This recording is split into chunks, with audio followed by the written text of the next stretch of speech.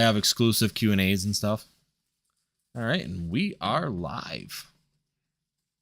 We did a Brilliant Stars booster box break. Oh, we just had a little bit of fun. All right. Well, like I said, it's going to take a couple minutes to get people in here.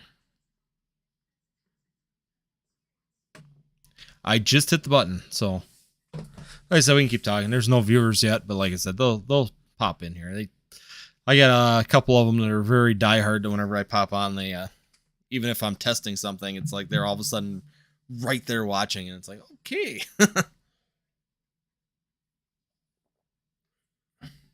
Oh yeah, that was.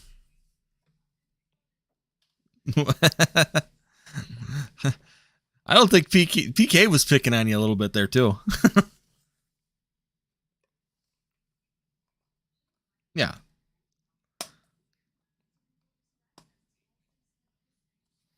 No.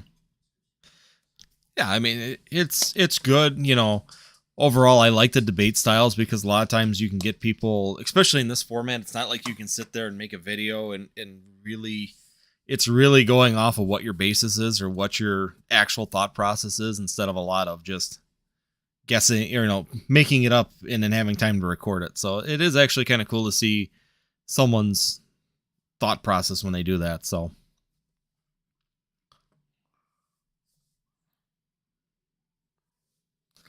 yeah, I mean, that's just it. I mean, you can really get to know someone's personality and their thought process on things by definitely having that live. So yeah, we got a couple viewers here now, so they're starting to come in. Oh, like I said, I give them a couple minutes. They usually find me.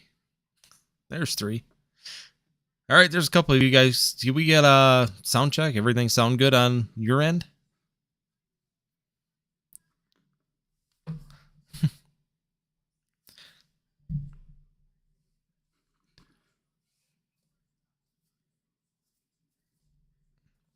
Hey, Glitchy, how are you doing? Did you log into the stream over there, Alex? Okay, no, I don't think it's. I don't see it glitching, anyways. But I was just wondering, maybe just went to 0 on my end. No, it's not you that's doing it. My internet can be kind of touchy sometimes, and I got to make sure I have everything extra shut down on this computer, which I'm going to check right now because I'm using a laptop. I need to get a new computer at some point here because it can't handle this. Well, it's not just the live streams, but it's just because there's so much like this. I mean, there's so many weird things running in the background that it just can't. It's not that my internet's bad, it's that my computer can't handle all of the data that's going through it. My CPU's maxed out. So what I need to do is go in here and find out what's maxing out my CPU and start shutting it down. It's like this.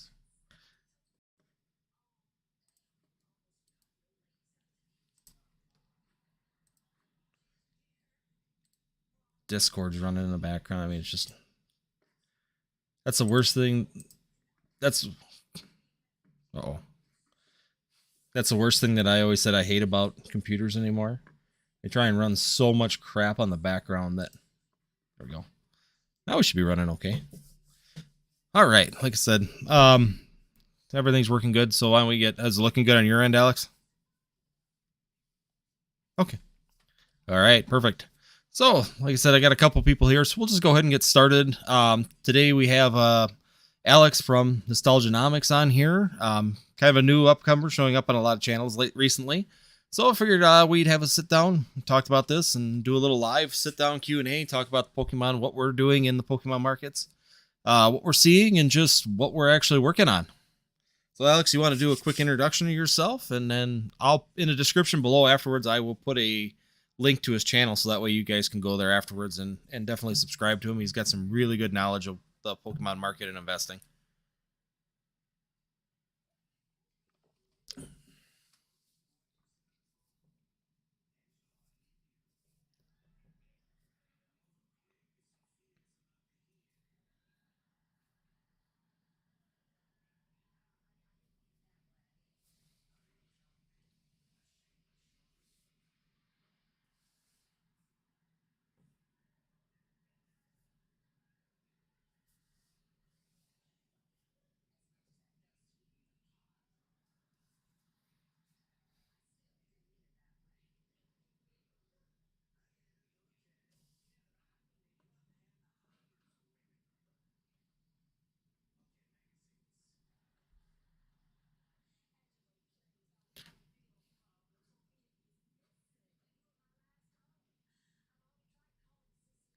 I think you were muted, they said. I could hear you. Oh. So yeah, wasn't showing up. Can you hear me? You can hear, well, you might be hearing me through your live stream. Hold on 1 second. Why is it saying no sound?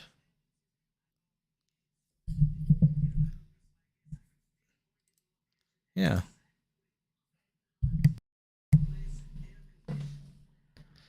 Okay, let's see. Can you guys hear me speaking?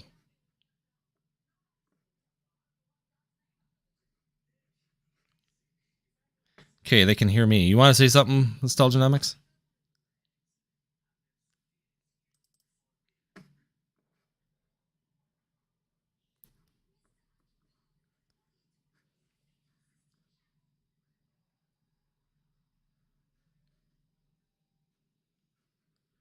Oh, that's weird.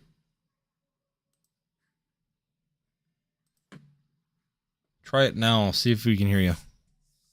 Anyone here? Can we hear it now?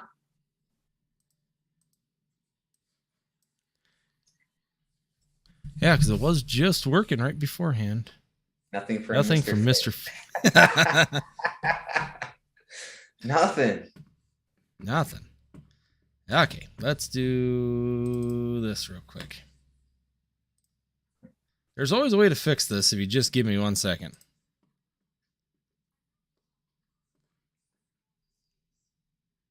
Oh, can you hear yourself now over there?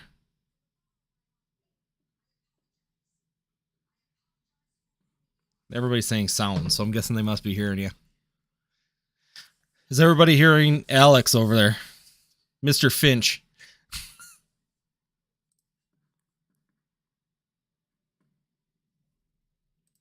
We good?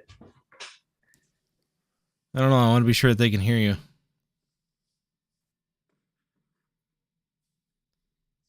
We have audio. Okay, yeah, it's delayed, but I just heard it. Okay. So I'm sure it's working. Okay. I just want to be sure to verify that everything's working here, so. All right. So, like I said, if you want to redo your introduction, Alex, sorry about that. All right, yeah. So I mean, it's nothing too crazy. I mean, I'm sure a lot of people have heard it from either my video or someone else's video, but yeah, I mean, I got back into the hobby in 2015-16 time. Started out just purely collecting. Didn't even know that Pokemon was still like a thing, or there was investing involved in these old cards or anything like that. Literally just got back in for fun and wanted to collect things from my childhood. And it wasn't until like a friend of mine got back in and he wanted to start buying stuff. And then he called me and was like, hey, I thought you paid X for this and Y for this. And I ended up getting on eBay, checking the prices and realizing, oh, wow, everything I did pay those prices for is now doubled or more. And that's where it kind of clicked and it kind of became more of, an investment. And from then on, all the way through till about, 2020, 2021, built a pretty, large size collection. And I ended up selling about 90% of it during the Logan Paul boom, just because the prices got so outrageous. And so now, yeah, so kind of like with the start of this YouTube channel, I've been just building my collection back from scratch. I'm doing a lot of things different now than I did before because of the market's changed, but a lot of the same principles still remain. So yeah, I'm looking for another wild ride into the future with it. Yeah, I mean, yeah, that's a real similar, even myself, everybody knows I started about 2019, midway through, really, because my son started picking up packs. And of course, once he started picking up packs, I played Pokemon Go. And like I said, I was the beginning type person. I started in 1999. Really, we had some Japanese cards even, so we were playing even slightly before that because one of the card shops in the area actually sold Japanese versions of it, the Pocket Monsters. So it really did. I went all the way until 2006, and then, like I said in previous lives, I got to a point where it's like I'm either gonna stop, because if I keep anything except for my binders and my play cards, if I keep any product, I'm gonna get right back into it. There's just no way that you can just. I was with friends. I was with a group of people. We used to do a lot of stuff. And then, 2006, I had some expenses. So I sold all of my products. One good friend bought everything. Like I told you, my distributor connection actually was the one. His dad bought all of my stuff, and I got a good money and I actually bought a car with it because I needed a new car for school, and of course paid for rent for and a bunch of my books and stuff for schooling. So I had some other expenses that needed to be taken care of, and that's why I ended up getting out, and I just completely walked at that point. Still played Magic for a while after that, just because I enjoyed the Magic. I started Magic the Gathering probably when I was 8. So, and then I actually played Magic the Gathering until Pokemon came out, and then I was doing both for quite a while.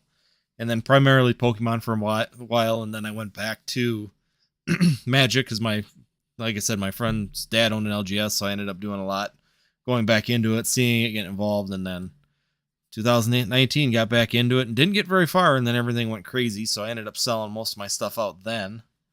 And now everything you see around me and everything I have has just been a rebuild ever since then, when prices have come back to be more realistic. So like I said, that's pretty much the background on myself. Most of my viewers know that, but in case someone new comes in, at least if someone comes in, at least they know who I am and where I come from. Yeah, I mean, you stayed in a lot later than I did. I mean, I got out kind of right at Gym Challenge time. So, you definitely stayed in a lot longer. So you got to see, the Neo sets, and you got to see some of the, Nintendo age. So that's pretty cool. Yeah. I mean, I went all the way through Ear Eater series. I mean, Gold Stars were the last thing that I was really even doing anything in. Of course, 2006 was getting pretty close to the transition between Gold Stars and Level X's. And I didn't go into the Level X era, which is where, when we had our thing with Jake with Pokemart, he started right at that point. That's how much younger he is. And it was just, that was his starting point, was at that 2006 and Level X. And that's where, when I talk about looking at long-term investments on cards and things, I sit there and think of my own.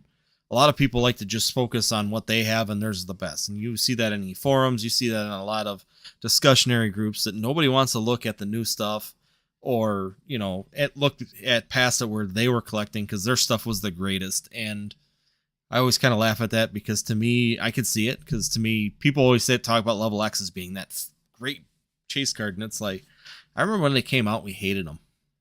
When I saw, I had friends that actually just hated Level X cards when they first came out. And why did they go away from Gold Stars? Gold Stars were the way to go. And we should go back to shiny Pokemon. Shiny Pokemon were the best. And it's like every generation has that little bit of a leap to something different. And it's like, that's where I kind of go with my basis with even why I can justify buying Rainbow Rares and Baby Shinies and those kind of things and putting them away for the long haul, is because, let's be honest, my son's going to want to chase those when he gets back in. Vivid Voltage to him, I give him an option between Vivid Voltage, Evolving Skies, he can get Brilliant Stars, any of it. He wants Vivid Voltage. Even after a year and a half, almost a year and a half now, he still wants Vivid Voltage, because what is he chasing? The Hunt for Chunkachu. He is looking for that. We still have not pulled that, and he is wanting to get that no matter what. So it's just funny because he will buy Vivid Voltage in a heartbeat, not even hesitate. Yeah, I mean, another thing is, I've kind of noticed I feel like it's most of the people who, are kind of the OGs who have the gigantic collections, the high 6-figure, 7-figure collections. It's almost, I don't want to put words in anyone's mouth, but it's almost as if they make you feel like almost bad about still enjoying base Jungle and Fossil, or, being into like the more, I guess, like common man type sets, instead of like going into those real deep dives into like Gold Stars, Level X's, the Japanese exclusives. Because for me, it's like, having one of those, crazy Japanese exclusive cards, it's one of, 10 that would be worth $10,000. It wouldn't have any meaning to me. I understand it may be investable for the future. It may have good value because it's so limited. But for me, it's like, I still like the original, first generation based through Gym Challenge. I still like XY because that's when I got in. Those are the sets that, kind of nostalgic to me. Like, they both, obviously XY is probably one of the, the boxes are going up, but the actual cards themselves, they have probably one of the least, expected values out of their boxes. So yeah, I think that's going to be a huge thing in the future. I guess I want to get your thoughts on that.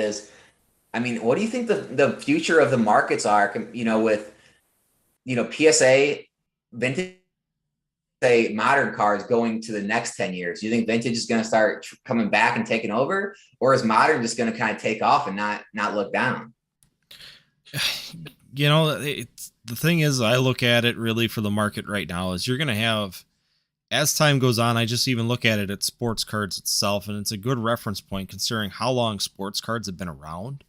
I think if you were to take some lessons and kind of, really dive into the sports cards markets, yes, people that are newer in the sports card markets start to work towards older cards. But in general, they start really, every generation of sports cards has those collectible cards inside of them. So whether you are old school and you're going for Mickey Mantle or going all the way back to Babe Ruth, you know, Robinson and all those major characters or major players, you definitely see these people go to that. But what happens is it's like all the market caps on, if you go back further, all the market caps on the cards start to level out. And then as it gets to the newer stuff, it starts to sink. And that's because everybody kind of chases what they remember for that player.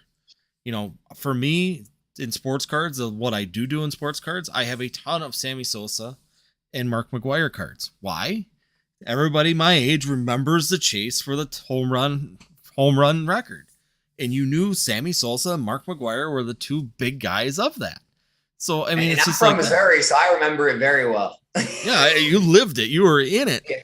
And I'm just north of Chicago. So my grandparents were huge Chicago fans. So it was on every game, was watching if he could beat Mark McGwire with Sammy Sosa. And it's one of those things. You have that nostalgic memory and you tend to focus on that area more than you'll focus on the vintage. And in your mind, as you get to be our age and as you continue to collect, that those vintage things it's not so much that you need them for your memory or nostalgic part of it.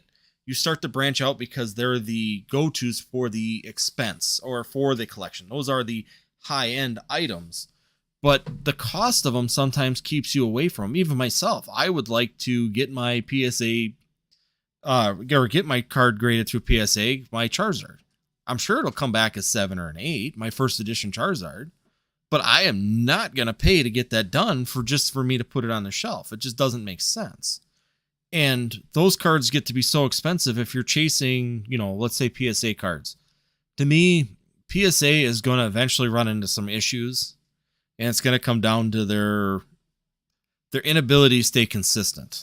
In all the grading card companies, I fear, may run into that situation where the inconsistencies between grades, depending on the year it was graded, is going to start causing some real problems for these grading companies because it's going to make it less desirable if you don't know how each one of those cards is weighted. And like I've talked about in previous ones, if you had a PSA 10 first edition Charizard from 10 years ago, is it actually a 10 now? Or is it an 8? Or a 7? Or a 9? You don't know. You have no idea where that would be consistently to the new grading scale in that market. But when it comes to selling it, how do you sell that? Is it the same price or is it less? Yeah. And, everyone's had their kind of run-ins with PSA or any grading company graded, and you get grades that don't make sense at all. And, my last order I just got back, which is the last one I had at PSA, took like 14 months or whatever. But, I had some cards that, and when I, pre-grade my cards, I have them under a magnified glass light, and I make sure, there's nothing seriously wrong with them before I send them. And some of the cards I still got back as a 6. And I'm just thinking, look, there's no damage on this card. There's no bend, no indentions anywhere. And, it's like cards I pulled out of the same exact box, same exact packs, get 10s, and then some of them get 6s. And it's so off, right? And that's just it. I mean, there is no consistency. And the other issue is it depends on the grader. We've had that conversation several times on different channels and even internally here. It's like, so if I send this in today, am I going to get the grader that just had a good night last night and had good coffee this morning? Or am I going to get the grader that's just ticked off at the world and goes, I'm tired of seeing Charizards here, that's a 6, and send it out the door? And once again, what's that? Where do you have consistency? And that's where we said, could you take the same card and send it in 10 times and always get the same grade? Or are you going to sit there and, every time you send it, you're going to get a completely different grade? I mean, PSA really has an advantage because they go straight numbers. They don't have the half numbers. So talking CGC or something like that, how often would you even, how many more grade potentials do you have of not coming back the same? Yeah. So, I asked Catchmall Collectibles when I did a video with him. Um, Mm-hmm. about like because you're more trying to run more of a active business, and I was asking him because he had a lot of old inventory, and I was asking him how much of what he makes is his old inventory, and how much is just new collections, new flips he finds, new products he's able to consistently make money off of. So I know you told me before the video, you're kind of like me. You got rid of a lot of your collection back in the day, and you've been starting over. So is most of what you find just completely, on the open market? You find negative prices and flip it? Did you have a good, kind of backstock ready to that you're still moving through? Where's a lot of your kind of product come from? So right now, most of the product I've got has been purchased. I have I want to say an LGS, but he works with a distributor. So I do have a good contact that gets me really good pricing. I usually pay $5 to $10 a booster box over what he does for releases. So he makes a little bit extra money. So even like Brilliant Stars, that was said, I never really had an opportunity to, but Fusion Strike, I could have bought booster boxes or cases at $85 a booster box when it first got released. And I didn't like that set. So I just kind of didn't do it on that one. Brilliant Stars, and it really depends on him. If he's got a high quantity of people wanting the product, then he doesn't give it to me, which sucks. Just like Brilliant Stars, he had such a huge movement for it of people wanting it. He wouldn't sell it to me for anything less than $145 a box, and it's like, no, I'll pass on that one. I'll wait for the next wave. It's not a problem. And then when he gets the next wave, then I'll get it. Like Evolving Skies, the stuff that I have right now that's being sold is all second wave release stuff that came through. He got it, and like I said, he had it for 100. He was selling it for 100. By the time I shipped it here and everything, it was 104. So still not a bad price for him. He was buying it and selling it and moving it. And Okay, so so a lot of what you do is basically you are getting into things that just under market value, trying to flip them, and then what do you do? Just kind of try to put things away for yourself with kind of the profits, or typically, what I try and do is, so for example, like Battle Styles. When Battle Styles first went to 80, I bought them at like $83 a booster box. And then if you remember before the big deluge of all that product, I bought it at $83 a box, and I bought 5 cases of it. And then I waited, and it went up to 115, and I sold 4 cases. So then I had no overhead in it. The one case I have left is just, no matter what, even right now, if it's at $85 a box, I'm still making $85 a box. It's straight right off the top making that margin. So that's typically what I try and do for the investing side of things, is I try and take stuff I'm actively selling, and let's say Darkness Ablaze ETBs came out. So I'll buy 4 of them, and then I'll sell 3 and keep one back for myself for the long term, or I'll kind of continue to try and figure that out so that I'm rolling that off to continually build my investment behind me for the long term, but using the markets to, number one, pad my accounts and try and give me that more. Because don't get me wrong, I would love to start going after XY and black and white and going back further and further in time. Personally, I'd love to get back into the Neo era, which I really loved, was the Neo era, getting back in the base, actual booster or sealed product of base set and stuff like that. But realistically, it's just a time game. I just got to continually keep rolling that money and keep rolling the products to continually get that investment that I'm really looking to get into. Otherwise, you just got to take it all out of your personal accounts, and that's just not realistic, especially in northern Wisconsin with a single income. So it's work. Yeah, I can imagine. Yeah, I know. It's you kind of have to find some way to fund it. Yeah, I mean, I've watched your channel. I mean, I think a lot of what we do is pretty similar. How do you I know you can't really afford to just buy vintage, put it away, things like that. But how do you feel about the vintage PSA market? I would say anything from, let's say, WotC compared to like the modern PSA market going forward. Because when I was waiting for you on to get on, I was just kind of scrolling through eBay, and if you literally just type in PSA 10 Pokemon right now and go to sold Yeah. listings, I mean, there's literally PSA 10 modern cards selling for about $20, like $20 to $30 in PSA 10. And, you just think, man, are these ever going to be worth anything? All it takes is for these to go from, $20 to $40 or $50. And it would take me, a vintage card to go from 600 to 1200 to make the same amount of returns if I bought, 20 of these. So it's like, what do you think about all that? I I agree. I mean, the thing is that when I look at stuff, is I'm trying to find the percentages where I can, make those 50%, make that, 40% rather quickly, especially now in the point that I am in my journey, starting in 2019, selling stuff and really starting from scratch again here in 2021, when it actually started to become reasonable again. I mean, I really didn't buy anything through the end of 2020 into the beginning of 2021, except for what we were opening on the channel. And I want to try and continually build that pad. So like Evolving Skies, you knew Evolving Skies was a hot set. You knew that the booster boxes were going to go up. You didn't know how much. And typically what I look at when everything's going on is that I'm looking at it going, okay, I want to take that booster box, and I know it's going to go up probably back to 140. Going back to MSRP from 100 was not an unrealistic expectation. So like I did with it, okay, if it hits 145, I'm going to list it for sale. And before I knew it, it was up to 155, which is a good thing. But right at 155, I started listing it, and people were asking me, well, you're listing it now. Why would you do that? And it's like, well, because regardless, when's the reprint coming?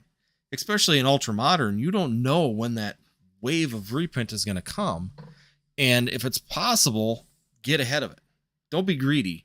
Because the number one thing that kills you in this marketing and investing and flipping is being greedy with your product. If you're trying like Battle Styles, if you would have waited for Battle Styles to go back to 140 back in last October or September, it would have killed you. Because now where's booster boxes been since October on that reprint? 80, $88.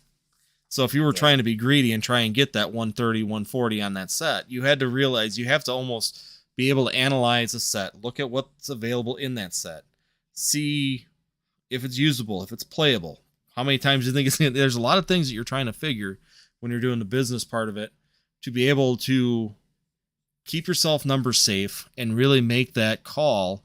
Do I think it's going to make it to 120 or at 115 like I did? 115 was a comfortable number. I had the amount that I was looking for. I kept one box of Battle Styles with no overhead on it. It's just going in a closet, and now it doesn't matter what it does. I have no exposure with that product.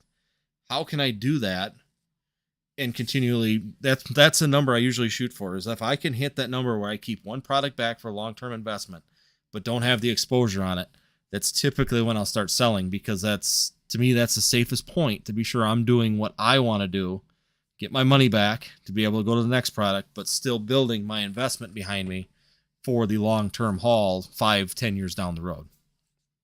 Yeah, 100% agree. I do that same strategy. And I also thought it was just so funny. The news was out about these reprints like way beforehand.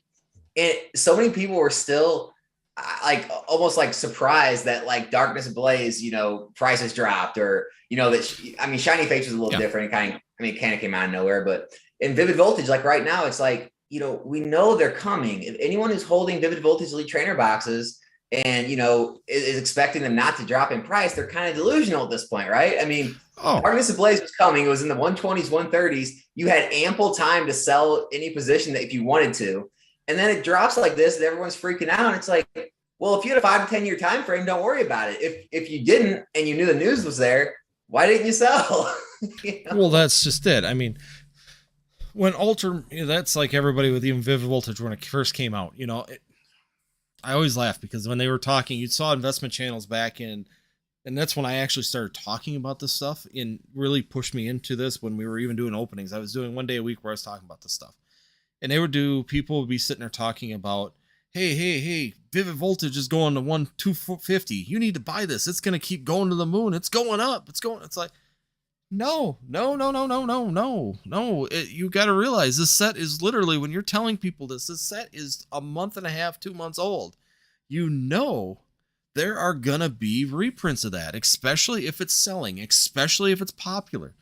Pokemon will always reprint, especially if it's a tournament set. If there is people using it in tournament play, and it is a popular tournament set, which Vivid Voltage really wasn't, but it has a lot of sales on it because of that Rainbow Chunkachu, and Pokemon International tries to keep cards available to tournament players. So if distributors are running out of product, if your distributor doesn't have a certain set any longer and it's still in rotation, the chances are is that they will be doing a reprint on that. And especially that early in a set, they always do reprints on the early sets. You know, that's even people like Brilliant Stars. Well, yeah, go ahead. oh, I was gonna say, even like Brilliant Stars, you know, people are talking May. Well, we're not going to be, you know, May will be the last reprint. And, you know, I've heard other channels already saying that. Well, we probably won't see any reprints after May for Brilliant Stars. And it's like, you're an absolute fool if you actually think that. It's a tournament set. I mean, it's one of the top decks in regionals right now is an Arceus deck. So you don't think that Pokemon International is going to continue to print that out as long as tournament players are using that consistently?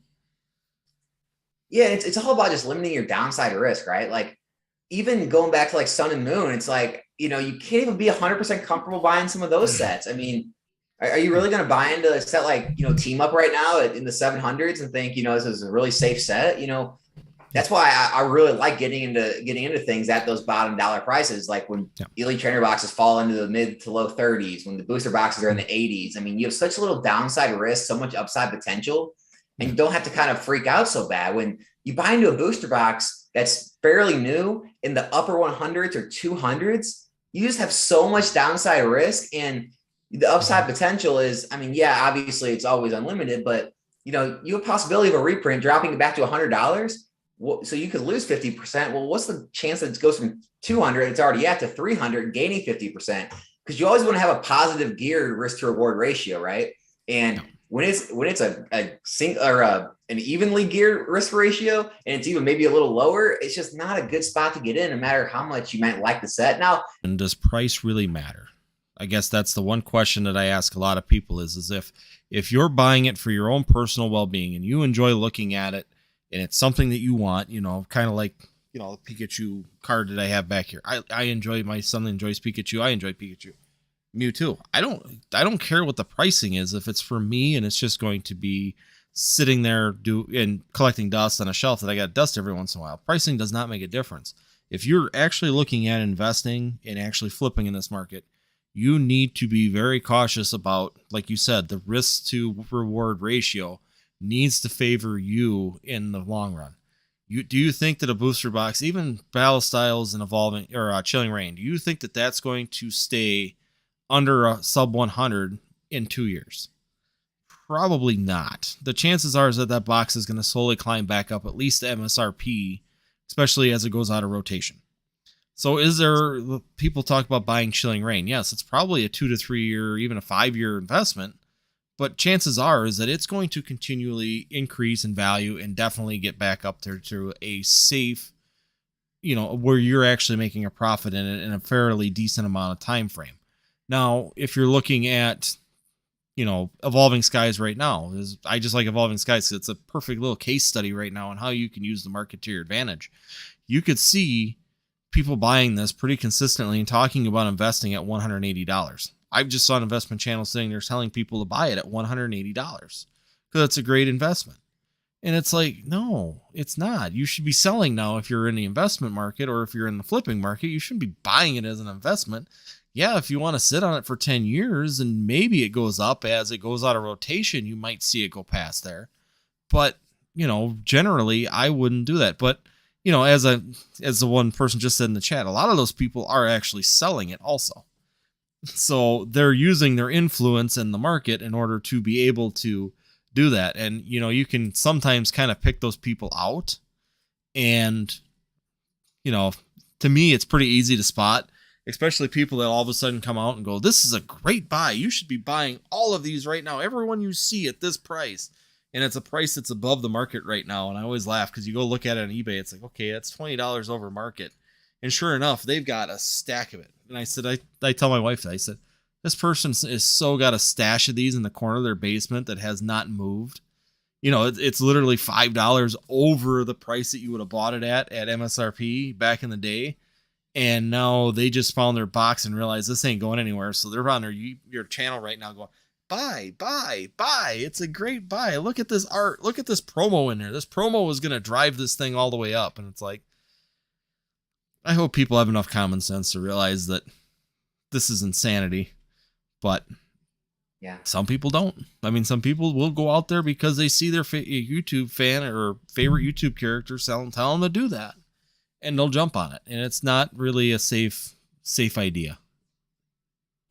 Yeah, no, I mean, for even both of us, I mean, I think it's definitely something we have to constantly think about when we make videos. Is making sure that, you know, advice we might be giving, even though obviously the whole disclaimer thing, not financial advice, not an advisor, all of that. Yeah. But I mean, I constantly think about that, and you know, I'm asked about that in other live streams, especially with, you know, Pokemon knowledge. Obviously, Jake gave me pushback on it, Pokenomics, and you know, I mean, yeah, I am constantly thinking about that because I'm not trying to. I wouldn't want to, you know, make any videos that would hurt anyone in the future. And you know, here's the deal for everyone watching, anyone who watches this is, you know, there's a million places you could put your money, and no one's going to be able to tell you what's going to be best. I mean, you know, even Warren Buffett's made, you know, stock picks in his life that haven't worked out the way he wanted. You know, there's thousands of stocks in the market you can invest in. There's tons of funds, tons of mutual funds.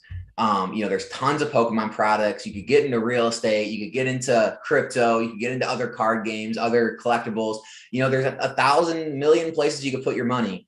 And, you know, I can guarantee you that every single place that me or you or anyone out there puts their money, it's not going to be the best performing investment. There's going to be another NFT type thing, another Bitcoin, another, you know, GameStop or AMC. There's always going to be something else that goes to the moon, and you just can't let it upset you. You know, you have to have a realistic time frame in mind, a realistic expectation of a game, and then have, you know, a research and data and I guess a vision in mind of what you see a product doing and why, and go with that. And don't worry what, you know, everyone else is telling you or is thinking, or, you know, if another product went up faster, another investment would have done better. You know, if you truly believe in what you're doing and you have a reason behind it, you know, and not saying it's going to work out every time, but at least at the end of the day, if it doesn't, you don't have to feel bad that, oh, I got scammed or I just listened to some guy and it was wrong. You know, I just truly want everyone to, you know, really have a reason, have a why, just have a why for whatever you do with not only your money, just, you know, in life in general, just have a why. Right. Well, and that's just it. I mean, I always tell people, do the research, limit your exposure. When it comes down to it, if you can do your research and understand the product, if you understand Pokemon and you understand the tournament side of it, especially now that tournament play is actually back, we're seeing regionals and worlds coming up here in August. If you can really focus on the sets that do well and do your research on the sets that have done well in the past, you can really do some good gains. You know, evolutions always do well. You know that Charizards usually do fairly well. Mewtwo and Mew are great anchors in sets and always have been. And you can go through and know that even Pikachu can drive a set also, just because of the popularity factor. And if you can figure out those deals, and if you can figure out that little part of it, that's part of the game. And the other part of it is, I always tell people, even on my channel, is limit your exposure. If you are even looking at investing, if you're looking for the long-term investment on things, be sure that you can limit your exposure. If you want to invest, the safest way to do it is spend the money, buy extra, sell what you don't want, and try and limit the amount that you have in your investment. If you can limit that, it does not matter what it does at that point. If it doesn't move for 10 years and you're still $20 up on a booster box, even if you don't pay it all off, or if you pay half of it down, you're still ahead in the end of everything, because you can wait it out and you have that buffer that if you need to sell it, let's say you have an emergency in your house. Let's say that you have a budget crisis, someone loses a job and you need to sell this now. You have that flex in there to be able to sell it at market, which may not be way up there like you want it to be, but still have that buffer to make income on it, or at least break even on it when you're done with your sales and everything, and your, you know, your taxes and your all the fees that come with selling these things in a hurry. And then you can actually still be available and have that income or that cash available in your investment to move. Yeah, and another thing is just keep it simple. I feel like because of so many of the kind of larger people in the hobby or the ones who get into more of the dive really deep into the numbers and the pop reports and the real limited cards and the trophies. It seems really, really difficult and really, kind of research intensive. But at the end of the day, if you just kept it simple, you do well just off that. I mean, let's just take Charizard, for example. Evolutions. So you would throw money in evolutions, then Burning Shadows, then Unbroken Bonds, then Cosmic Eclipse, and then, Celebrations and Darkness Blades. It's like Champion's Path. I mean, if you would have just thrown money into every set with a Charizard, how would you be doing right now? It's and Celebrations is I get Saw the Sun and Moon and XY was before the boom, but Celebrations is right now. I mean, it just happened, and it's got Charizard in the set. The UPCs have a gold Charizard in it. Hey, Charizard's a good investment. What's been happening? I mean, they've been rising in price ever since the prints started to run out. So it's at some point you don't have to be the smartest person in the world to find deals and know all the ins and outs of every set and study the pop reports until your eyes bleed. You can keep it simple with the evolutions, with the Charizard, with the popular Pokemon. If you collect around those, it's usually going to work out pretty good in the end. And that's just it. I mean, even the UPCs, I mean, even if some people predict they're never going to stop going up, my prediction is eventually they will plateau. You'll see them start bouncing up and down in price, up and down in price. But are they going to be $1,000 box? Probably. I mean, if I was going to hedge my bets on it, I'd say yes. But once again, I don't think it'll happen until when we get closer to that 30th anniversary around 2026. Because all of a sudden it's going to be like Generations. I mean, you look back at Generation prices even prior to the 25th anniversary, they weren't that expensive, guys. I mean, Generations ETBs were what, $90, $95 pretty consistently. Maybe even you could pick them up at 80, 85. And a lot of the pin collections and the box collections and stuff were running just above MSRP. Sometimes maybe 20% over. So there really wasn't a high market price on that stuff until the boom and, of course, the 25th celebration. Now, how much was it the boom and how much was the 25th? It's hard to tell on that products, which is where I could make the argument that there's no way to know that premium collection box will go to $1,000 because we don't know what actually caused the generation boxes to take that trend. But you could definitely hedge your bets on those products. That they're going to, if you bought those boxes under $200, I'd be pretty confident that you're going to at least double down, if not triple down on them boxes pretty consistently in the next 5 years. I could feel fairly comfortable in saying that, and I feel that would do that personally. Even the Celebrations, the PC ETBs, I feel that those ones may follow more in the Generations trends. I know people say go buy the regular ones from the stores. I don't think that those will follow the Generations trend as much as the Pokemon Center exclusive. And number one reason is that the Pokemon Center exclusive is a lot more flashy. It's a lot better box if you're trying to display that nostalgia with the Pikachu lightning tail on it and all the other things that come with it versus the standard ETBs. And how many people are holding on to them standard ETBs? Everybody's saying to buy them things. And if we get another reprint of that, that's what everybody's going to do with them. First thing is put them right in their closet if we get one more reprint of those. So... Yeah, I think it's really hard to compare Generations with Celebrations. It's just a whole different, animal. That's why I think it's hard to compare.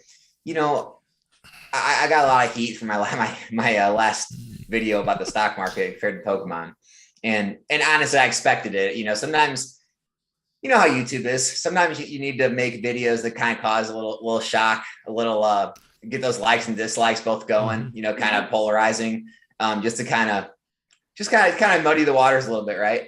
But as far as Generations goes, so I bought the entire Generations sealed collection for $500, like less than a year before all those crazy, but all the pin collections, the red and blue collection boxes, the Elite Trainer box, and the premium collection, and I got it all for like $500, and within like a year, it was going for like in the 3,000s, for everything. Yeah. And at some point, we have to admit that a lot of it was the Logan Paul thing, but maybe it just sped it up. Maybe it just sped it up and it would have happened anyway over the course of 5-7 years. I don't know. But yeah, I agree with you. I think the UPCs have a lot better chance to follow the what do they call them back then? The super premium collections. Yeah. Um, Well, it's yeah, even I like think Hidden it'll, Fates, the Alta Super Premium Collection, or the collection of premium boxes or collection boxes. Yeah, they had a yeah, couple different styles back then. yeah. I think that they're gonna follow those a lot closer. But Hmm. yeah, the elite trainer boxes, guys. I mean, if you're holding on to a bunch of those, hey, I have them. I mean, I'm with you, but I am not expecting those to reach $700, eight hundred No. dollars in elite trainer box like Generations. So No. it's all about having those realistic expectations. Don't buy an evolution Charizard and think it's gonna sell like a base set Charizard. No. It's just one of those things. Oh, and that's just it. You sit there and look. It kind of sucks because, especially for people that are new to this hobby and are just starting in the 2020, 21, coming into 22, if they actually started in this time frame, it is really hard to dig through the information that's here now, because a lot of these companies that are now giving you data didn't start until 2021. The ones that did are very few and far in between, and you have to know which ones they are, which, even their data, from what I've been seeing, is some of it's disappearing from 3 years ago, which I don't know why they're deleting data, probably server space and everything else that's going on. But, the other thing is too, is that when you look at it, a lot of people sit there and see, even Sun and Moon boxes, team up, $800 for a team up box. Well, now you think you buy a new box in this era now, and they see that box that's 3 years old is running $800. They're going, well, this booster box should make $800. That's not how it works. You went through a boom. And I mean, my personal one was someone that came on the channel and was saying about black and white. And it's like, when I came into the hobby in 2019, you know what a black and white base set box cost? $243. I almost bought the whole line of booster boxes from Black and White, because I was going to buy all the ones from Black and White, XY Evolutions, and all the way up to date. So I had the whole set of them when I first came back in. And I'm like, it'd be cool to just have a wall of them behind me when I'm doing stuff. And I didn't do it. I decided to just pull off because I'm like, there's no rush for it. There's no big rush to be buying those things. By my stupid decisions there. But, you can't see everything in the future. But I could have bought every black and white booster box for under $2,000 in Yeah, black and 2019. white's funny. I did buy there was like a trio back then. It was Plasma Blast, Plasma Freeze, and Yep. Plasma Storm. And I Mhm. bought it was like $800 for all three of them. Yeah.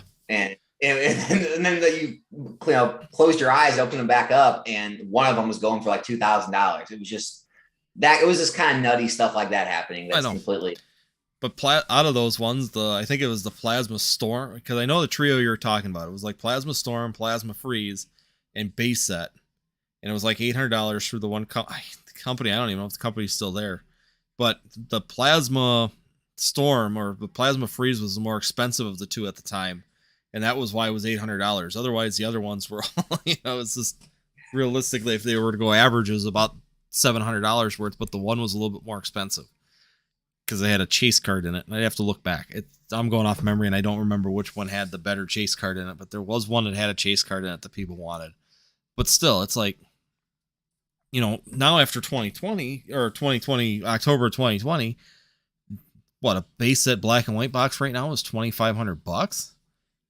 It's like it literally in 1 year went and exponentially grew 1,000%. Now, when are you going to see that? it's so funny that you said the whole one of each, because I never made it to black and white. I had that trio, that was it, and then prices started to rise. But I did make it all the way. I had every X and Y, and I had every Sun and Moon, and I was just starting to get into Sword and Shield when the prices kind of hit the ceiling, and I sold everything. It was to the point where like I bought Flashfire for like 2,000, then it was going for 4,000. That's kind of how all the boxes were. And Yeah. so it was kind of sad because I was buying all this stuff for my collection. It wasn't, and like I wasn't trying to flip it or anything. And I had this awesome display. I have pictures of it on my Instagram, and it's all gone now because the prices just went too crazy. And I was Yeah. like, well, I gotta take the profits. If not, it's just being stupid at this point. And you know, Oh yeah, and I mean that's just it. I said you sit there and you kind of kick yourself in the butt for not going to buy it, but who knew it was going to happen? I mean, it went through the Pokemon Go boom, and it didn't even increase that very much. I mean, that actually was back then was a huge boom in the Pokemon market compared to what it had been, in the last 10, 15 years. So why would you assume that there was another boom coming big enough to wipe those things to the point where you were never going to be able to touch them unless you really had some spending money? And, would the 25th anniversary have been enough to really cause that kind of a boom on its own? No, I don't think it ever would have came close. There was a whole list of things that happened between people getting the stimulus money for COVID, number one. Number two, Hidden Fates and Cosmic Eclipse already had that market going up. And we've discussed this on the side, my buddies and I. How could you get the market to do that again? Could you have Logan Paul or, even Kim Kardashian or, someone that's completely different that doesn't have people tied up into the Pokemon market? Could they just jump in and all of a sudden cause this again? And the realistic side of it is no, not now. When they did it, when Logan Paul and all these influencers jumped onto the market, they literally just took an already going up market at a really good pace and they just put thrusters on it and sent it. And you got to have that upward movement going pretty well to begin with in order for an influencer to put enough money into it to do that or bring enough people into it to cause that again. So if it was going to be done, it would have to be, number one, the circumstances of the people in the country would have to be right. Number two, you would have to have a completely different influencer or group of influencers completely different than who did it the first time. So you couldn't have Logan Paul or any of those influencers doing it. You'd have to find someone completely new, and they would have to have a ton of money at this point in time to get that kind of boom or upward movement that we've just seen. So there's a lot of things that would have to happen to have it happen again. Probably, like I said, the 30th anniversary, we might see another big uptick. And at this point, it's kind of up to Pokemon itself on how they are going to keep releasing sets. Are they going to be good sets? Are they going to be strong sets? Or are they going to be junk sets that nobody wants to buy? And that'll continue to cripple it. And we may never see a boom that's big enough to cause enough of an influence. well, we've seen it with everything, right? It's like, I mean, just look at crypto. It had its time to shine. It's had its time in the sun. Everyone in the world, kind of came into it. And what's it been doing now? It's just kind of steady trading in the 50s all the way down to the 30s, maybe just kind of staying steady in that range.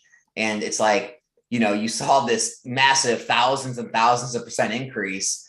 And, now, if you would get in and it goes to like the magic 100,000 number or something, it's like, all you're doing is doubling your money at this point, basically. Maybe making 120, 130% of your money, but there's tons of investments that could do that in the same amount of time as crypto. It's kind of like the crypto train's over and everyone moved to NFTs and that train's going to be over. It's, you're seeing this kind of pattern in our generation because of social media. And so we're finding all these new areas to get into, and then it was the sports card boom. And then we saw that crash, and we're finding new areas to kind of move around to that's getting everyone on social media and all the money, all the influencer money to get behind it. And each market's kind of having its boom and bust period. Yeah. And, the diehards are still going to stay in each industry. They're still going to have the cryptos that are going to stay with it until the end. And you're still going to have, people in Pokemon and not to say like there's going to be an end, like a crypto. I'm not saying that. I'm saying that there's just, you're going to have a small amount of people that are going to stay in it, stay invested, continue on with the market. And same with Pokemon, same with, everything. And, but you see what happened. I mean, look at even the stock market, look at, like GameStop, AMC, we can call out all those Wall Street bet stocks. They had their big booms. They had second booms from all like the kind of general public getting in. And then as the kind of heat rolled off and the steam cooled off, the normal people kind of got out. And, there's still people in, but they've kind of all cooled off to where the returns just aren't the same anymore. And I just think that's kind of what people need to expect going forward in Pokemon is, don't expect to become millionaires like everyone did, in this boom. But yes, there's still money to be made. Yes, product is still going to go out of print. Product is still going to get opened. And as things get scarce, they become sought after. And as more of that product gets put in people's collections or even still opened by YouTubers or by just regular people, you know, it gets scarce and it becomes worth more money. It's just the natural flow of things. But, you know, something going, you know, up 20, 30, 50, even 100%, you know, at a good amount, that's not the same as things we saw like in the last couple of years of things going up, you know, 10,000% or whatever we saw, you know. Yeah. I mean, yeah, I mean, it's just absolutely insane what happened in 2021. And, you know, like I said, I feel sorry for some people that are trying to make sense of that data. You know, like you and I were here before that happened. So we did see what markets did and how things reacted prior. And, you know, that's why we tell a lot of people when they come into here, you know, don't expect these things. It's just not going to happen. It's not the norm. If you look at the data, yeah, you can get confused really quick. And a lot of people ask, well, why hasn't Sun and Moon? I've had that question quite a bit. Why hasn't Sun and Moon retracted back like, you know, Sword and Shield has to pricing? And it comes down to the print rates. Sun and Moon did not have nearly the amount of prints, except for Hidden Fates. I could say would probably be the one exception with the amount of print runs. But I still don't think they printed as much Hidden Fates. Personally, I don't have the data behind this. There's no way I don't think we could ever prove it. But I think by the time it's done, they're going to print more Shining Fates than they did Hidden Fates. From what I've seen with the loads of these ETBs showing up again and again, even the later prints of Hidden Fates, I never saw any truckloads of these things show up at like Walmart or at GameStop. Right now, the GameStop here has got 40 of them on the shelf. When I was there a week ago, the whole shelf was just buried in Shining Fates ETBs. And it's like, it's to the point where like Sword and Shield ETBs, there are so many of them things sitting at Walmart right now. My Walmart has 40 of them. I've been half tempted to offer them $25 or $20 a piece just to get them off the shelf, because they've got the shelf double stacked, packed, and then the top is just loaded with these things. The one Walmart here close to me probably has 100 of them in that shelving area. And it's like, if only Walmart worked that way, right? Took best offer. Yeah, best offer. Walmart worked that way and took the best offer. If I offer you $20 and I take at least 10 of them, would you do it? You know, just to get them off your shelf and give you space. Because now they got Darkness Ablaze all packed in there, and then they got some Sun and Moon ones, and they're all, I mean, literally the whole aisle is just packed full of ETVs right now. The only ones that disappeared fairly quick were the Shining Fates. Actually, out of Walmart disappeared quick, but GameStop got them all, I think, because they're just swimming in them. But you know, the biggest thing is that you look at the print runs for anything in the Sword and Shield time frame. Anything that started in Sword and Shield has had so many more prints, so much more product compared to Sun and Moon. That Sun and Moon is just a supply issue. The reason the pricing is where it's at isn't because it doesn't want to go down. It's because there isn't supply available behind it to actually go back down. It is what it is, and I don't think that there will be much retraction unless we have a complete luxury goods drop out in the market, if it finally just gives because of costs other places. Yeah, I agree. I think Sun and Moon's kind of at those prices to stay. I think XY, you know, same thing. I mean, they're kind of, XY is almost, XY is what? I mean, we even call that still like, it's definitely not ultra modern. It's modern. I mean, in another 5 years, it'll probably be considered vintage to these kids now. So I don't know. Well, I did a video on that and I kind of laughed because I said, for anybody that comes to my channel, I should put that video and link it in my couple of my videos just so new people understand where I'm going. When I always look at it, there's 4 categories of Pokemon when I'm talking about it. There's number 1, there's WotC. And I always say WotC's its own bubble. Well, you know, it's like crossing over in a great divide into a whole nother continent to go over into that thing. But then you've got what I call vintage, which is something right around all the way up until Heart Gold, Soul Silver, Diamond and Pearl era. And then I say anything that's 8 years to now. Any sets that were in the last 8 years are modern, and anything in the last 2 I consider ultra modern. So that's my kind of my breakdown is if it's still in print and still in rotation, that's ultra modern product. It's still being used. It's still coming in. There's more supply coming. There's supply going out. It's being used in tournaments.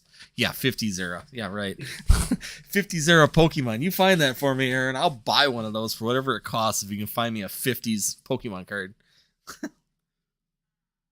Oh, that's so funny. Were there any questions in the chat we wanted to tackle? Yeah, why don't we do that? Why don't we see if there's any back in the past here, and then if anybody's got any other questions, go ahead, throw them up, and we'll kind of work through some of these here. There was one I thought I saw back here, and I was going to try and keep track of it. There has been no confirmed reprint of Evolving Skies yet. I got kind of skeptical today when I went into Walmart to get some groceries, and there was a whole new container of the cardboard sleeves. So I was doing some research on that real fast and making some texts to find out, did I miss something? So your Walmarts up there are pretty good about stocking whenever those reprints or restocks come. Oh yeah, they're really good at it. Our stores, the two small ones by us, are always have Pokemon products, and the one went to a 2-card limit on its own extremely fast because they had a fist fight over baseball cards, and so they put everything back by the tobacco, and it's been a 2-card limit ever since for the last year and a half. So that's been good. So we've always been able to get our products there when we want or when we're looking for something for opening. And when we were doing the opening channel, it was great because I could always get something without paying, secondary market prices to try and get it. But then the other Walmart didn't have a restriction, but it's been really consistent. It keeps good product. That's the one that actually has all the Sword and Shield ETBs. They've got tons of them for whatever reason, but they also get the tins, theme decks, and of course they always get the latest runnings of cardboard sleeves. Let's see. Did you find any questions yet? No, I'm down at the bottom. Looks like Nick Med said, what about XY and Cosmic? They're pretty old and seem to be in current prints. What era would you call them? I wasn't aware that XY is in any current prints, are they? No, they had a booster or the ETB showed up, but everybody said they were pretty well worn. Like they were in a warehouse for a long period of time, and that was very regional. Kind of like the in Crimson Invasion showed up also. But yeah, once again, Fates Collide pre-release kits, those weren't reprinted. No, there was the Fates Collide, and there was also another one from XY era that came out. There were two pre-release kits. It's like MJ Holding or someone went through and moved, because they all came to Walmart and big box stores, all that stuff, except for the pre-release kits didn't. But all the ETBs showed up in Walmart, so everybody thought there was a reprint of XY and Crimson Invasion, but that was just someone moved some stuff around and must have found a good stash of it somewhere back in the warehouse. Cosmic Eclipse, there's always been threats of another reprint, and some channels always bring up the possibility of it, but it's not in print any longer. And they canceled the last print of it. That's why Cosmic Eclipse is actually really expensive, is because they didn't even do the last print because it happened right in the craziness there where it was supposed to be released coming up on December.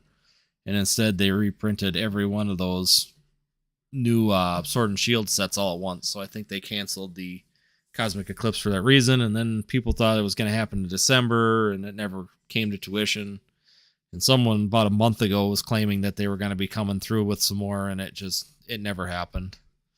So Cosmic Eclipse, all those sets are completely out of print. Anything you find now that shows up in the stores is stock somewhere someone was holding.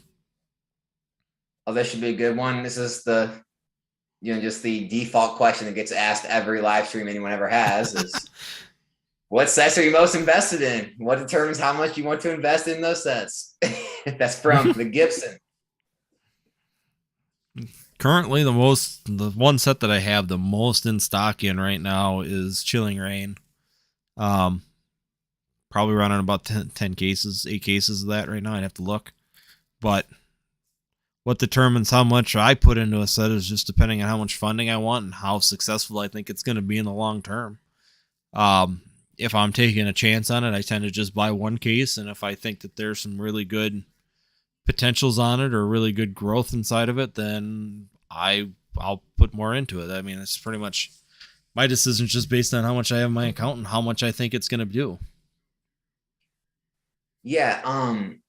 It's a kind of a weird question for me because I still have some XY cases. So I think like dollar amount, I probably have more in those. but like most heavily in like the ultra modern stuff is the Celebrations and Evolving Skies. And just because, just kind of like we talked about earlier, just keeping it simple. I mean, I loaded up really heavy on UPCs because Celebrations has the Charizard, Blastoise, Venusaur. Celebrations has the gold, metal Charizard in the UPCs. And, I just think an anniversary set like that's going to be good for the future. Same as Evolving Skies. It's got the evolutions. I went really heavy into the ETBs. I love the arts on them. I think they're going to be collectible in the future. And yeah, I mean, it's literally just simple stuff like that I look for. And then as Northwood said earlier in the video, I don't hold all of those, forever. I have a long-term mindset, on a long-term, say 3, 5 or more years. But, if it takes 6 months, if it takes 2 years, I don't mind. But when they kind of reach a threshold where I feel comfortable that I made enough returns, I'll sell enough of them to get out, what I have in them, and I'll keep the rest as kind of like a free investment for the future. So that's kind of how I work things. So say you buy, 5 cases of ETBs, the ETBs go from, say you get in at $35, they get up to 80 or 90. Well, you only have to sell a few cases to get all your money back out of them. You can put the rest away as kind of like a free investment for the future. You have no risk because you don't worry if they go up or down because all your money's out of them. So that's kind of how I work those things. And yeah, Celebrations and Evolving Skies is where I put the most recently. Yeah, when PokeNav showed up on here for a minute, he exactly said that, you flip plus investing equals long-term success. And that's exactly my mindset on it. Is the faster, if you can keep that overhead down and keep your exposure down, you're always going to have a greater chance, or you will be successful in it. I mean, you just don't want to have huge amounts of overhead or huge amounts of exposure, because the longer you're in it, the more you have out exposed, the more susceptible you are to market fluctuations and drops and, luxury collapse and everything else that could happen. Yeah, you're never going to catch the bottoms or tops. So, when people buy into, things, you wait for something to drop and you buy in, and then, the next week it's down a few more dollars. Don't panic and freak out. And it's okay, and the same thing is when things are going up, if you feel like there could be a reprint coming, or you feel like it is starting to get to a plateau area and you sell out and then it does jump another 20-30%, don't beat yourself up. Just have it in your mind that, hey, you have a certain amount that you want to make and you want to get out of it, and a certain amount that you want to put away and that you're happy with. And don't always worry about hitting those bottoms and tops, because it 99.9% is never going to happen. So, yeah, it's nearly impossible to time the high and the low. So, like I said before, I pick a number where I feel is an acceptable gain for it, that I'm confident that it'll make it to. And when it hits that number, I sell. Even if it surpasses it, I never regret selling something lower than the top. I mean, if it continues to go on past where I sell it, it doesn't bother me, because I still made the gains that I was looking for on it when I pulled the trigger. And that's the biggest thing is that when it comes down to investing or flipping, pick the number, stick to it. If it surpasses it while you have it for sale, of course, you can move your pricing up like I did with Evolving Skies. Keep moving that price just below the top, and you'll be able to sell them out quicker just because of that. But there's no point to try and time it and try and get ahead of it, because if you're trying to always catch that, extra little bit, the more greedy you try and get on getting that little extra number on it, is the more chances you have that it'll drop out from underneath you before you ever get to that point. So that's just something that I always suggest is just pick the number. Once you pick that number, if you're in it for the short flip, pick the number, go. Even if you're on the long term. If you want to keep one case back, and let's say you have 2 and you want to sell someone at some point, pick the number, stick to it. When it hits it, do it. Don't regret it. There's no point in regretting if you make the profit margins you're looking for. You're going to be fine, and you're doing exactly what you should be doing in the safest manner possible. Yeah, and as he just said about kind of like the dollar cost averaging out of the product, if you're that worried about, not getting, not hitting the bottom, just dollar cost average in. Keep buying. I think it's a good price, buy some of it, and then it goes to 80, and if you buy a little more, and then it just drops to 78, buy a little more. And that way you get a good average in the low 80s, and you're not, constantly having that like worried about clicking that button and hitting that buy because you never know when the bottom is, because the truth is no one knows when the bottom is. I mean, no one knows when these big sellers are going to start to sell out of their supply, and all of a sudden you're going to go on eBay one day and everything's, $10 higher, and there's, maybe 3 or 4 quantity from all the sellers now. I mean, that happens. It's happened to me multiple times where I've waited too long. So don't beat yourself up trying to catch the bottom and always worried about, making every last penny. Oh, exactly. It's just you'll stress yourself out and it'll become nothing but a pain in the butt if you try and do that. I'm going to answer one thing here for Aaron Scott. He did say, yeah, they're printing Cosmic Eclipse for ball tins and mini tins currently. Come to find out, those packs are actually coming from the canceled reprint. They were in the process of printing Cosmic Eclipse, and from my distributor, they're telling me that those are actually the packs that they canceled on. So they stopped and they didn't produce enough to make sense to package them for booster boxes or ETBs. So they just decided to stick them in these tins and these small products instead, because it's 1 pack per each one. So they could disperse it really far by doing that. Let's see what else we got for questions here. With new products coming out in the next couple months, what do you think is going to be the most desirable? Jupiter milk carton. I don't know if that one's gonna. I'll probably buy a couple of them just because there's a potential on it. I don't think it's gonna do as good as the Marnie box, personally. The Arceus figurine collection, I think, is going to be a good hot topic. Personally, I think that box is coming out right now. I think that one's going to be a really cool exclusive item or a side item that if you want to take a little gamble on, I definitely think that's going to be cool. I haven't looked at all the products at Astro Radius, but I'm guessing it's going to be the standard lineup. So PC or Pokemon Center exclusive boxes, of course, would be the number one thing I'd be shooting at for those. Really. Yeah, and I mean, kind of going back to that milk carton, don't anyone out there who's looking for, kind of niche products like that, don't take, kind of the past products and how they perform and kind of think that that's how it's going to be. Kind of like the mini tins with Celebrations. They had all the starters on them for all the different generations. And I think it's a really cool product, but now they're going to release mini tins and Brilliant Stars. And that's going to kind of be part of a product line now.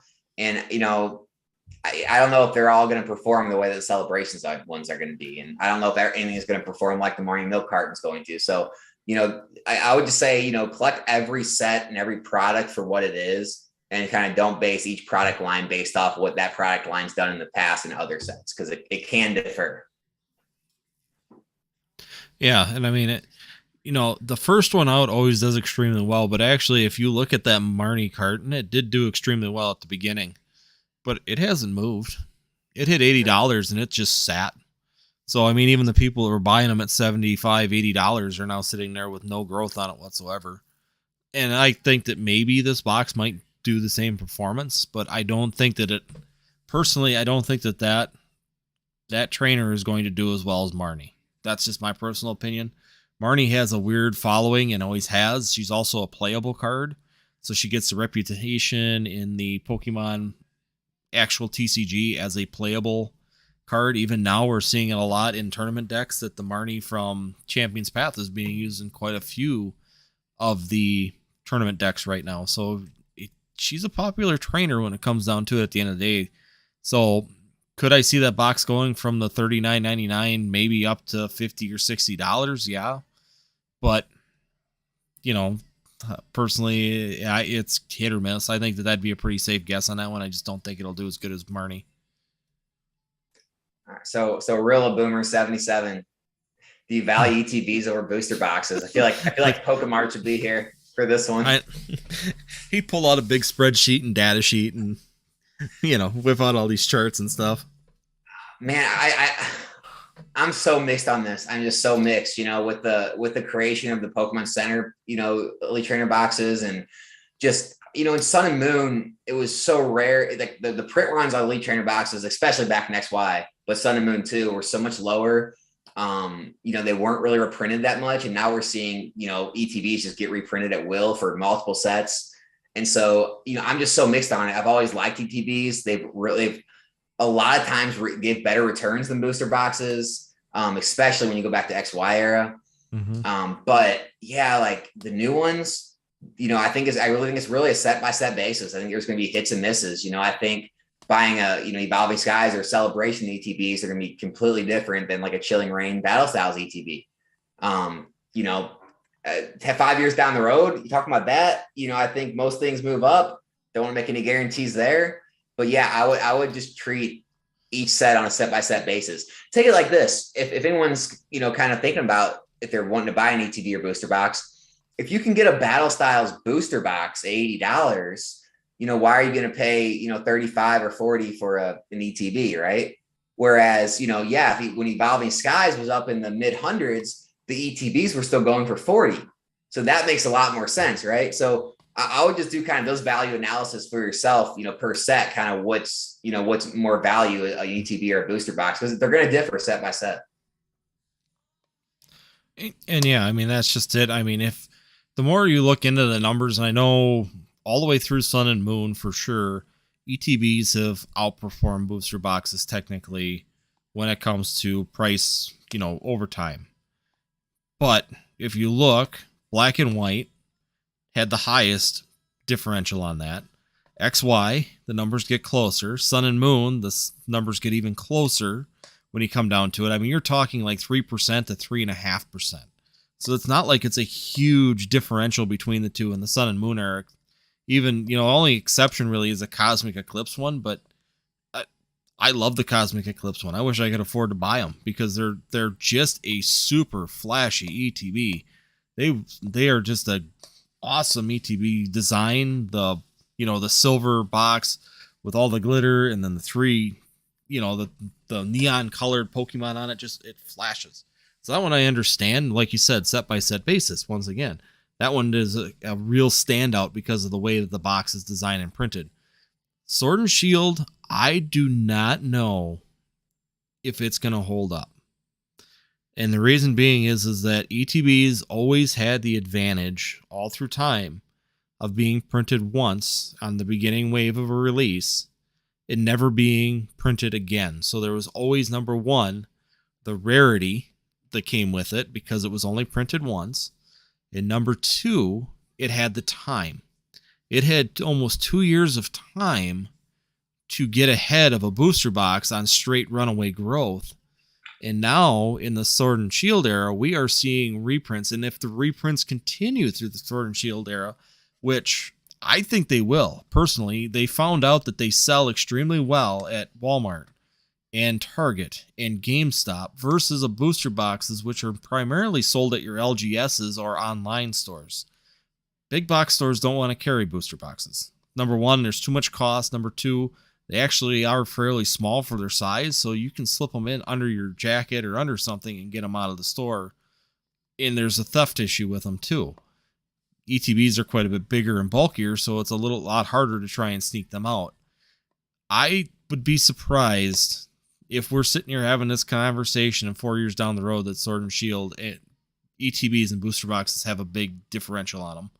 I think that number is going to get a lot tighter, especially with reprints of these ETBs continuing, if it continues with reprints all through the lifespan of the new sets.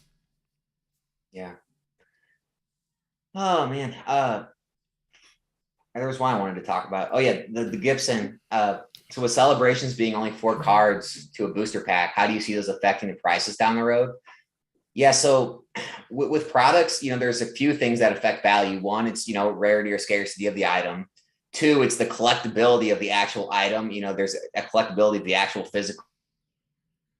And then 3, yeah, it's the perceived value in the set. So, it depends on how the Celebrations, set kind of performs. So if the cards inside continue to perform well and they hold their value, then the packs will hold their value. It doesn't matter if they have 4 cards or 11 cards, right? What matters is the value that's inside the pack. So I wouldn't be, worried about the fact that there's 4 cards in there. I would just be more worried about the actual collectability of the items that you think they have and also the value that's inside. What do you think? I absolutely agree. I think that just because since all the packs have 4 in them in that set, it's not going to affect the the value of those things going on. It's going to be pretty consistent as it's just not going to affect the pricing on it. It's going to make them pretty much consistent with your normal booster packs of its era, and it's just going to move forward. First edition. No, there are no first edition cards after Neo, I don't believe. I think, huh? Says yeah, 1945. Yeah. Yeah, Neo keep going back further in time, doesn't he? No, I believe Neo era was the last era that had, because there were an Expedition. I know Expedition, Aquapolis, and Sky Ridge did not have first edition cards. When they went to the e-reader series, first edition went away. So it would be Neo. With reverse hollows. Yes, they were replaced with the reverse hollows in the sets. So. Yeah. Which, I mean, I don't know if it was a good thing or not, you know. I think it made the sets harder to collect. So I don't know if collectors like that more or less. You know, it kind of brings in that whole conversation of nowadays, these gigantic 200+ card sets, collecting all the reverse hollows. You get into like 400 cards, and then the hits, you know, are cases worth to hit the alt arts. So, you know, it's next to want to really drain your bank account to actually complete a full binder set yourself without buying the singles online. And so, I think the reverse hollows, you know, really added to that chase back then. It did. But you got to remember, even back then, the sets weren't that big. And even by adding the reverse hollow into them on was there normally 50 regular, you know, common and uncommon. So adding reverses for those really wasn't a big deal. And like we used to say, even base set and jungle fossil, I mean, heck, you'd open 3 booster boxes and you'd pretty much complete the whole set. And typically, if you traded with a friend, if you're missing one, you'd be open booster boxes. And I mean, I think we finished them sets off maybe 3. I think base set we were done in pretty much 2. You know, you'd open 2 booster boxes worth, and you could almost finish like 3 guys' sets all at the same time. Typically, it was, you know, because like you said, like we see, everybody thinks Charizard's a real rare card because of its price. And it's like, we pulled booster boxes, you'd get 2. I mean, Logan Paul had one that had 3 in it. I mean, it was actually super common. Same with Blastoise and Venusaur. I always remember the harder one to find was Alakazam. But Alakazam was such an overpowered Pokemon back then. Yeah, it is strange how just, you know, it's just popularity and, you know, what people want. It has nothing to do with the actual rarity. None of those did. Jolteon isn't more rare than anything else in Jungle. Dragonite and Lapras are no more rare than any other cards. It's just because of the difficulty of grading and the popularity of the Pokemons, all that push those cards higher. They're no different than a Pinsir or, you know, whatever else, like Kabutops. It just is what it is. Yeah, I mean, every booster box had pretty much 10 to 13 hollows in it. And considering, I think, there's 16 or 15 hollows in base set? Is that what, 16? I'm trying to remember now. It's not very many hollows. So if you think about that, just numbers-wise, you're going to complete the hollows really quick. And the whole set itself was 102 cards. So that was... It took nothing to finish them sets off. And plus you didn't have the reverses and all the other stuff too. But thoughts on Greninja promo and Umbreon from Celebrations? I love the promos from Celebrations. Honestly, I love the promos better than I love the set. Just because they took Pokemon like Zacian and put him in level X, and they took Toxtricity and put him back in Neo, and then they took... You know, I love the retro taking modern Pokemon like the Greninja Gold Star. You know, to me, the only thing that's going to be wrong with the Greninja Gold Star is how many of them there are going to be out there for that particular card. But the Umbreon from Celebrations, that's not the promo though. That's in the set now, isn't it? That's in the set. That one's in the set. But the Greninja promo, I love the retro. Modern Pokemon going retro in the older sets. I thought that was a cool idea, and I wish they would have done that more in the actual set than less of what they did in the set, personally. Yeah, have you heard the people that don't like Celebrations? You know, you heard the kind of bad talk about Celebrations as a set? I don't like Celebrations. Oh, you don't like it.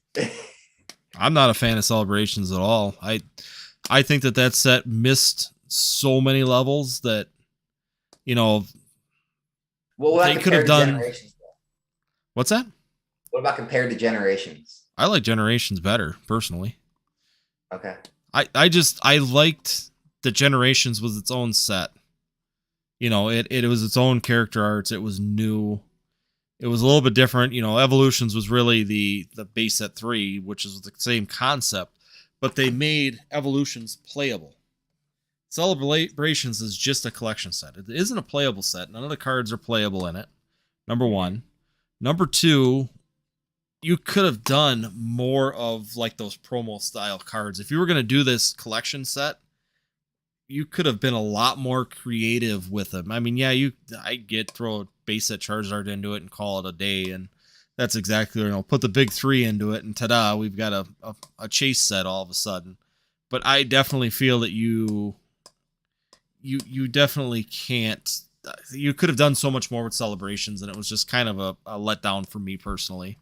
But I know some people love it. Well, you were in 2019. You said, how do you feel about a set like Shining Legends? Shining Legends was a fun set. I actually enjoyed Shining Legends. I enjoyed Hidden Fates more, but I did like Shining Legends too. It was a fun. For me, that was still going like some back. Of these sets, I feel like some of these sets, like, you know, Shining Legends and, you know, Evolutions, and it's almost like the whole like hating on Nickelback thing. You know, it's just like, you know, it's like everyone likes things when they're out. Like I remember Shining Legends was loved when it was kind of came out, and, you know, everyone opening it, and then now it's like kind of the cool thing to hate on sets like that. And I don't know. I just think it's funny. Yeah, it is funny. I mean, you sit there and even look back in time, how many people hated certain sets. Like I said, it's like going back to level X cards. People hated the sets when level X first came out, and now they're some of the most desirable cards out there, right along with Gold Stars and Shining Pokemon. All the way down. Legendary Collection too. Yeah, Legendary Collection was another one. People hated Legendary. I remember hating Legendary Collections. I mean, it's like, well, come on, we got another base. I mean, but you got to look at the time frame too. Base set 2, and then Legendary Collections was right there too. And it's like, really, we're gonna have base set 3 like within 2 years of the first two? I mean, it was just one of them things where it's like, yeah, I'm over this. Yeah, cool artwork. And now you're sitting there going, I wish I would have kept some of them cards. Them were actually valuable now. Yeah, and they're just so different. You know? They change the reverse hollow every year, or every I don't know, not every set. It's every few sets or whatever. But yeah, you know, it's like nothing ever compares to what those reverse hollows are ever going to look like. You know. No, and I mean every generation they change the reverses now. But yeah, that the reverses in there were just absolutely different and stand out, and like you said, it's completely different than anything that's out there, and they are really cool looking cards. Let's do one more here. It's getting kind of late, so yeah, I gotta get up and go to work tomorrow. So I like this. Here. I like this one for Backwoods Collector. Do you think serial numbered cards will make it or not be a chase? I come from football, and still is a chase there, especially jersey number. I don't know if you will ever see serialized cards in the Pokemon TCG. I think they're letting Magic, first of all, have the run at it and see how it goes. But the one thing I have against serialized cards is you limit the amount that you can print, or you have to really plan on how many print runs you're going to have to release them congruently through all the booster boxes. Otherwise, everybody's going to buy the first round of booster boxes no matter what they cost for the chase of that. And the players aren't going to be able to get those without paying a premium. And then every set after that, nobody will buy them, because you'll know all the serial number cards are gone out of it. So it would be really difficult for them to pull that off of like a serialized Charizard or something.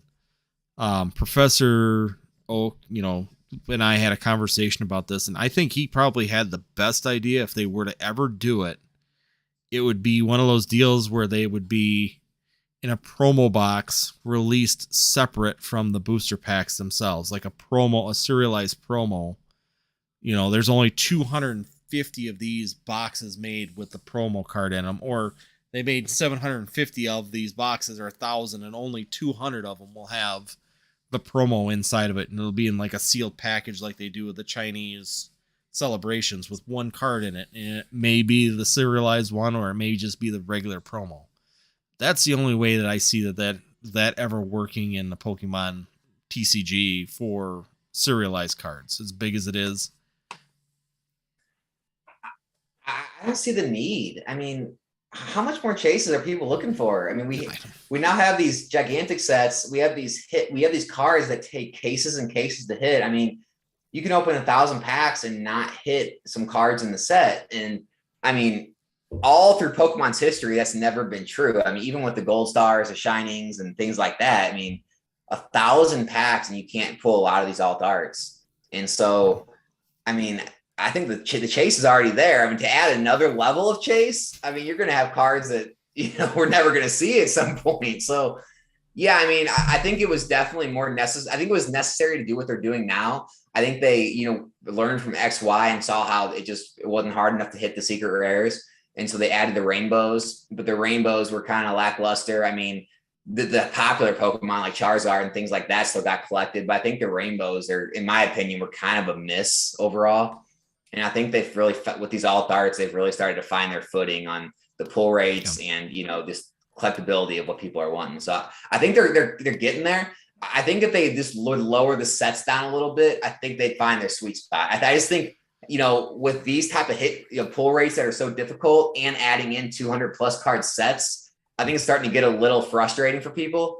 So I think they're finding their footing. I think if Pokemon just brings the sets down but keeps the pull rates where they're at, I think we're starting to get somewhere. I just don't think serialized cards are necessary at this point anymore. No, and actually, the one thing I do like about Brilliant Stars is the trainer gallery also. It takes that reverse card slot, kind of like with the Shining Fates and Hidden Fates. You throw in that potential double banger pack that gives you that alternate art or that trainer gallery card that gives it that oomph. I love that factor of it. I think that was always awesome. And even Hidden Fates, when they did that with the Shiny Vault, and, you know, Hidden Fates when they started that.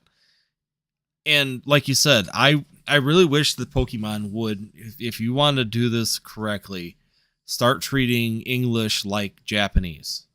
If you want to do it, give the set an identity, make it an actual identifiable set, and make it so that they're smaller, that if you want to go for EV Heroes, you could do EV Heroes, and it's a lot smaller and capable than doing, you know, Towering Perfection and Sky Blue all jammed into one set and then given to the English market. Yeah, that's the one mistake they made moving from XY is I feel like XY had a lot better set identities. And so they kind of lost that going for the collectible and the chase and the pull rates.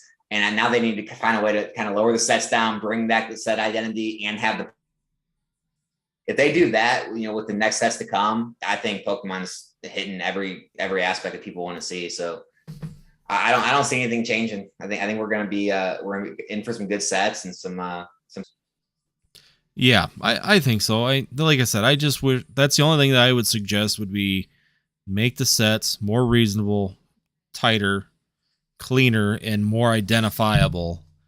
And I think Pokemon's just about there. I want to say that they're probably 90% locked into where they should be. I think that there's just some little fine-tuned adjustments, and I think that they could do a lot or go a long ways. You know, and the other thing is too, is if you do smaller sets, if you have a bad set or an undesirable set, it doesn't hurt you as bad as an undesirable set on a 284 card set that, you know, I'm trying to pull 3 chase cards out of all that mountain of stuff that's got any value to it. You know, that's the other thing that would be really beneficial to them is that it gives them the chance to have that oopsie set that nobody really wants and not damage them as bad and get people just ready to hang people, because why would you build this gigantic set for 3 chase cards? So Yeah, Well, just like they did with Steam Siege and Crimson Invasion. I mean, it didn't hurt them at all. I mean, they moved right past them and no. Yeah, I was gonna climbing. say So people make fun of it because it was in everything because they were just trying to get rid of it, but realistically, it didn't hurt them on the sales side of things. They just skirted right over it and went into the next set, which popular. Just as long as it doesn't happen multiple times in a row, I think that they will be just fine. They would be able to skirt over that bad, undesirable set and just move right into the next one, and nobody would get mad because, well, it's a small set anyways, and it doesn't really make a difference that there's no good chase cards that are really desirable in it. So, well, like I said, guys, I figure we just call it quits on that one. Yeah. Good discussion tonight. I think that, like I said, everybody here, I think most people are probably subscribed to you also. But if not, I will definitely put the link in the description below. Thank you very much for coming to the channel and spending some time with us tonight. yeah, it's been great. I had a lot of fun. Thanks for having me on. Yeah. And we'll get your OBS set up. I'll send you the building for that so that you can go on your channel next time. That way we'll swing back and forth. All right, yeah, we'll do. And now, hey, before we go, let's see, Professor up favorite Pokemon before we go. Flareon. I'm gonna go with Nidoking. Nidoking. Nidoking. Because no one's saying that, right? Yep. Flareon's my number one. Number two is Mewtwo. Yeah, Mewtwo's a good one. All right. See you, everyone. Hey, thanks a lot for having me on. Yes, thank you for joining me. And then, like I said, we will see you next time, guys. Thanks for stopping by.